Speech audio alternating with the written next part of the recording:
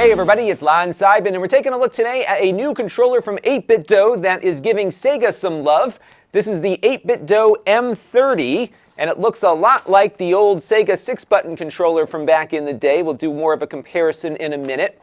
And what's great about this is that if you are playing classic Sega Mega Drive or Genesis games, the modern controllers don't have the buttons laid out the right way, but this one does. We'll be taking a look at how this controller performs. We'll be looking at some latency tests, and then using the retro receiver here, we'll even get it working on an original Sega Genesis too. Lots to look at in this video, but I do want to let you know, in the interest of full disclosure, that 8bitdo sent the controller and the receiver to the channel here free of charge.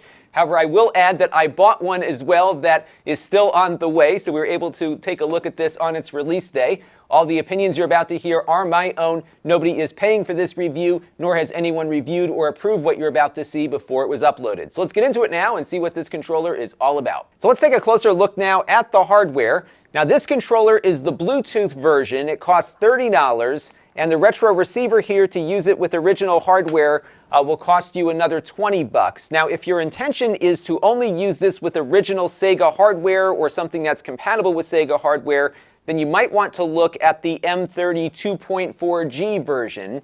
Now, this one does not have Bluetooth on board, so you won't have the PC and Android and Mac compatibility, but it does come with its own wireless receiver for $25. So if you, again, are intending only to use it on original hardware, you can get this going for half the price of the Bluetooth controller with the dongle. But if you do want to use this on your PC for emulation, for example, and then switch over to the real deal, getting this controller, of course, will give you everything all in one bucket. And we'll be testing how it works with a few different platforms here in a few minutes. I really like the build quality on it. It feels really nice in the hand. Nice high quality plastic. The buttons have decent travel to it. It feels a lot like the original controller. This is something that 8bitdo has been doing very well over the years, is getting the industrial design down on these quite nicely. And what's also been nice is just how they've been improving things from one generation of controllers to the next. Now, I did want to bring out my original, I think it's an original, 6-button Sega Genesis controller here. And you can see that the D-pad looks kind of floaty on the original, but it's very accurate, and many people love this controller for that reason. And this one feels very much the same. It feels a little bit looser than my original controller does, but this controller is also more than 20 years old, so it could just be wearing out. But I played a few Sega Genesis games on it earlier on the original hardware, and it felt really nice to have a new controller that feels very, very similar to the original there. So they really nailed the D-pad. I also did some testing a little bit earlier, doing some very quick left to right maneuvers to make sure we weren't getting any errant ups and downs. And as you can see from this footage, the controller was behaving very similar to how the original controller behaves. And again, all in, it felt like a very nicely constructed and engineered device here. So altogether, that was a very nice feel to it. Now, there are 2 shoulder buttons on here. These were not on the original hardware, so these will do different things depending on the platform you are connecting to. This being a wireless controller, it of course has a battery built in that should last a good number of hours. We've never seen these things die too quickly, so I think they're on par with other wireless controllers. You charge it up via the USB Type-C connector here on the top. Now, you do have the option to connect it with a hardwire to a PC, and we'll talk about the latency involved with wireless versus wired in a few minutes, but I always like to plug it in if the PC is near me. You get slightly better performance out of it, and this will support X input along with the regular Bluetooth input options as well for compatibility with non-Windows platforms. So you have good compatibility here. If you ever used one of these 8bitdo controllers before, you will have a very similar compatibility experience with this one. Now, because the layout of the Sega 6-button controllers is very unusual in today's gaming world, you're going to have some button mapping issues to figure out when you're using this with a modern device. So right now I've got this connected via X input to my Surface tablet here. And what they did is they mapped X, Y, A, and B to your standard 4 buttons on the front of a modern game controller. Z and C will map to shoulder buttons. The shoulder buttons that are on the controller physically will map to triggers. There is no right thumbstick, but the D-pad here is mapped to your left thumbstick, so it will not appear as a directional pad in your X input games. It's going to look like a thumbstick here as you are moving around with it. And this is not a big deal on a PC, especially if you're using emulators or most modern games, because just about every game that I can think of and the emulators allow you to manually map buttons to specific purposes. But it is a bit more of an issue on the Nintendo Switch. Let me show you what happens with that. Now, one of the nice things about the 8bitdo controllers is that they pair up very nicely with the Nintendo Switch. Once you have it in Switch mode, it finds it now very quickly, and it appears to be a Pro controller. But like the Windows computer we looked at a minute ago, the button mapping can be a little bit odd on here. So let's take a look at my Nintendo Switch controller testing thing here.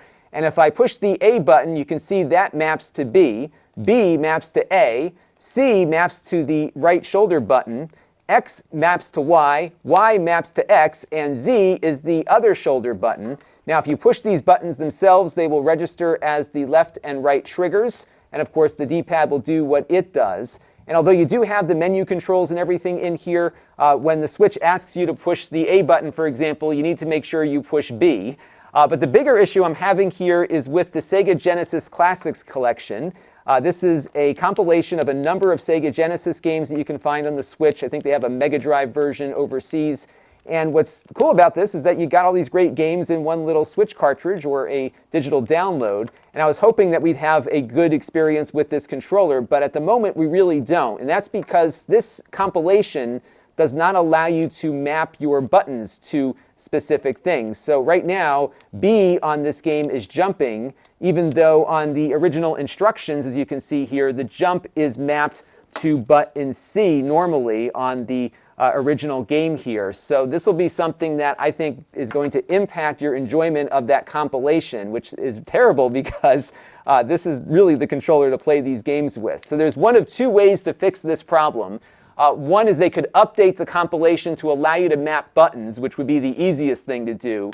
Or perhaps 8bitdo could offer us some way to remap these buttons on the controller to put them where we want them to go. They tried to do their best based on the layout of this controller versus what all these modern systems are expecting, but I was really bummed out that I can't really enjoy my Sega Genesis games properly because all the buttons are in the wrong place. So my power move here is now X when it should be A, and it's throwing me off because my muscle memory is taking over from when I played this game 20-something years ago. So hopefully we can find a solution to this. It's probably, again, just going to be as easy as adding a setting to this compilation, which at the moment doesn't support it. And again, you have a little bit more flexibility on the PC because most games and emulators allow that button mapping. But on the original hardware running with the retro receiver, everything seems to be working just fine. It feels every bit as good as the original controller that I'm using here. And of course, the button mapping is working properly. As I hit each button here on the controller, you can see they are matching properly to what they should do. So on the original hardware here, everything is mapped properly. And if you are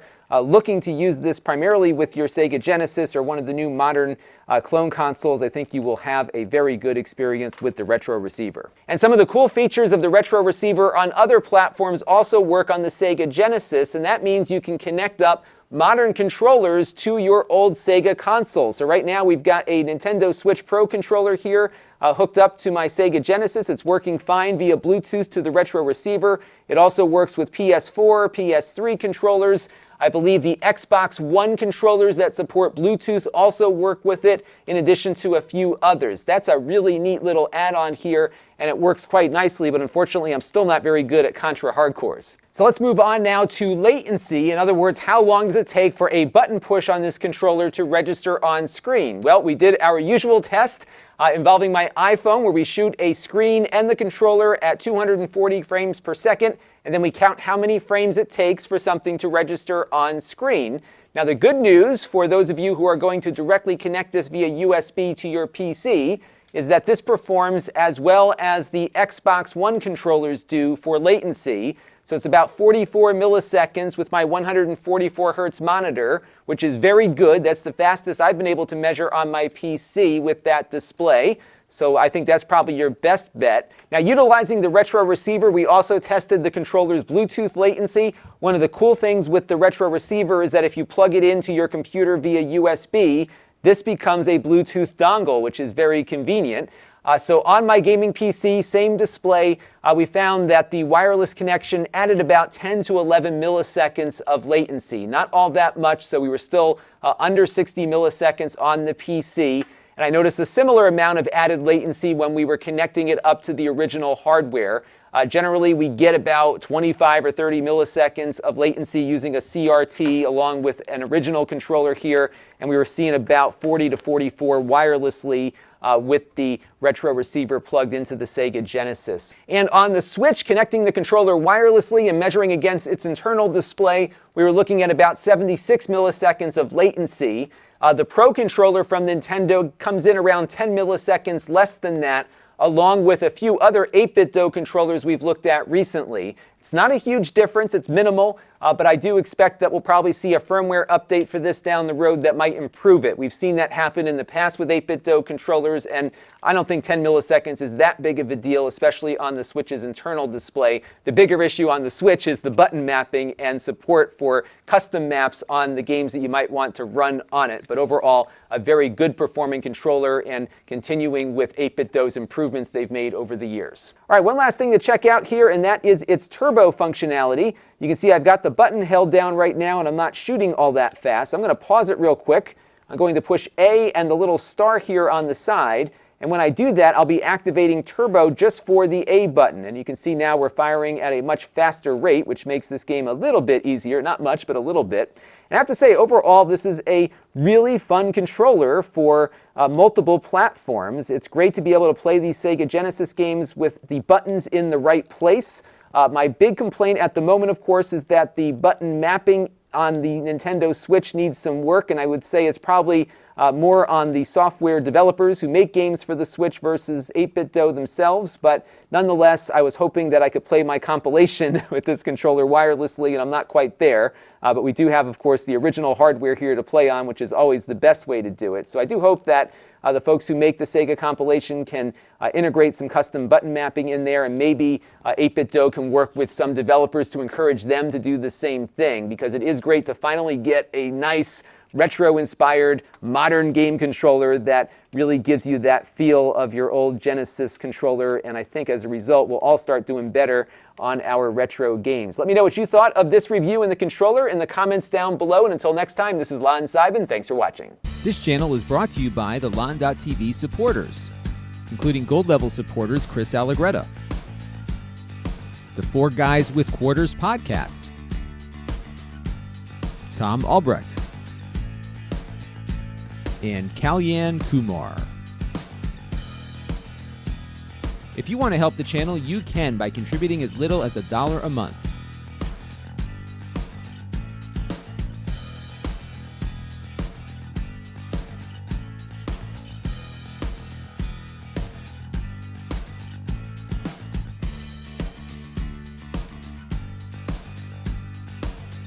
Head over to lon.tv/support to learn more.